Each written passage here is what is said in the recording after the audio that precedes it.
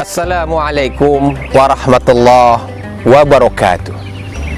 Alhamdulillahi rabbil alamin. Allahumma salli wa sallim wa barik ala sayyidina Muhammad wa ala alihi wa sahbihi rasulillahi ajma'in.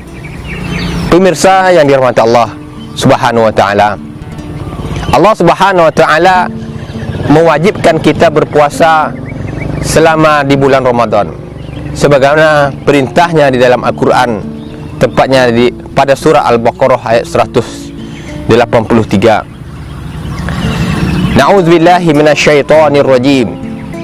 Ya ayyuhalladzina amanu kutiba alaikumusiyam kama kutiba alal ladzina min qablikum la'allakum tattaqun. Wahai orang-orang yang beriman, diwajibkan atas kamu berpuasa sebagaimana diwajibkan atas orang-orang sebelum kamu. Pemirsa yang dirahmati Allah Subhanahu wa ta'ala, ibadah puasa ini merupakan ibadah yang istimewa yang Allah perintahkan kepada kita. Kenapa? Karena ibadah puasa ini penilaian pahalanya langsung dari Allah Subhanahu wa ta'ala. Karena Allah ingin melihat langsung ketakwaan kita kepadanya. Pemirsa yang dirahmati Allah Subhanahu wa ta'ala, ibadah puasa merupakan kesempatan kita untuk meraih pahala sebesar-besarnya agar Allah ampunkan segala dosa-dosa kita. Sebagaimana hadis dari baginda Rasul Muhammad SAW, man soma Ramadan imanan wahtisaban ghufira lahu ma taqaddama min zambi. Barang siapa berpuasa dengan penuh keimanan dan mengharap pahala dari Allah Subhanahu wa ta'ala, maka Allah ampunkan dosa-dosanya yang telah lalu. Ibadah puasa tidak hanya sebatas menahan haus dan lapar, tetapi lebih daripada itu, yaitu menahan dari segala godaan-godaan kemaksiatan yang bisa mengundang murka Allah Subhanahu wa ta'ala.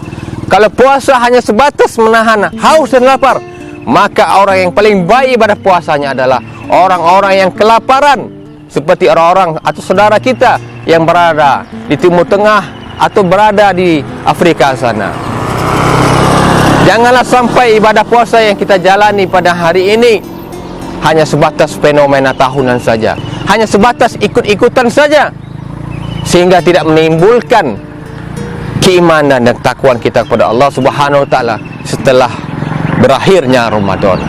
Jangan sampai puasa kita seperti puasanya ular. Sebelum dan sesudahnya ular itu berganti kulit, kehidupan dan kebiasaannya tetap sama. Tidak ada yang berubah. Makanan yang dia konsumsi, yang dia makan, yang dia telan, itu tetap sama.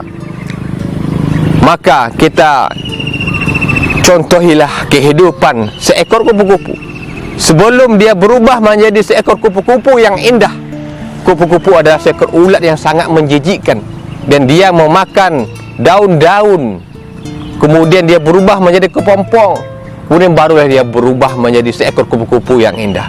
Ketika dia berubah menjadi kupu-kupu yang indah, kehidupannya berubah jauh lebih baik, makanannya pun jauh lebih baik. Dia hinggap ke bunga, menghisap saripati bunga atau madu yang ada di bunga tersebut. Ketika dia hinggap pun, dia akan memberikan dampak yang baik terhadap bunga itu, yaitu membantu proses penyerbukan bunga atau penyerbukan tanaman pada bunga tersebut. Hadirin yang dirahmati Allah Subhanahu wa ta'ala, kita meyakini dan kita tahu belum tentu Ramadan yang akan datang Allah pertemukan kita.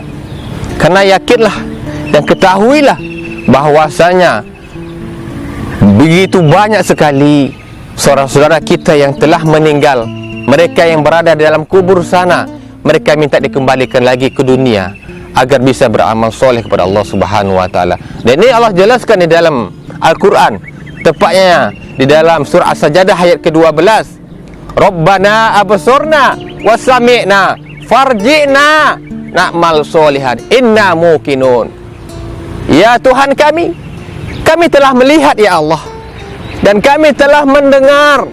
Farji'na na'mal solihan, maka kembalikanlah kami ya Allah ke dunia, maka kami akan beramal soleh. Inna muqinun. Sungguhnya kami telah yakini, ya Allah, pemirsa yang dirahmati Allah Subhanahu wa taala, maka sebelum Allah cabut nyawa kita, mumpung Allah masih berikan kita nikmat kehidupan, maka kita manfaatkan kehidupan ini untuk beribadah kepada Allah Subhanahu wa taala, terutama ibadah puasa yang Allah wajibkan kepada kita, agar kita digolongkan oleh Allah termasuk orang yang beriman dan bertakwa kepadanya. Mudah-mudahan bisa kita ambil hikmahnya dan kita bisa laksanakan, kita maksimalkan ibadah kita selama bulan suci Ramadan ini. Demikian, wassalamualaikum warahmatullahi wabarakatuh.